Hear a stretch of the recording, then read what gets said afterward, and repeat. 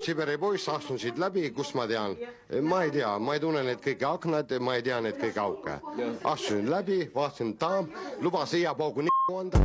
No ma olen lihtne poiss, ma ütlen kohe ära. Tule! Ai, ära mind ära, kurat, ära mind, ärge nii ära vedaga. Tule. Lihaimu on naisterahval nii suur, et peab vägisi tuppa, jah? Väikse võiks teha, ma ütlen kohe ära, mul raha liigub, ma saan kõva, Siberis on hea raha. 30 tonni ei ole meil millegi näitaja. Te olete nüüd natukese vist nõrgamõistuslikud inimesed täis jootnud või tundub? No ilmselt, kuna ma olen niivõrd rahaboss, et need joodan, et need välja teinud, ilmselt tuleb välja niimoodi. Ma olen lihtsalt teen praegu välja, ma olen rikas poiss. Mul on raha, ma lihtsalt teen välja. Siis on uhkem tunne, siis nagu tundub summa suurem olevat, kui geoloogidega koos panna. No vahel peab neile ka välja tegema. Mul on 50 tonni, kui ma tulen Siberist, 50 000 ei ole mingi näitaja.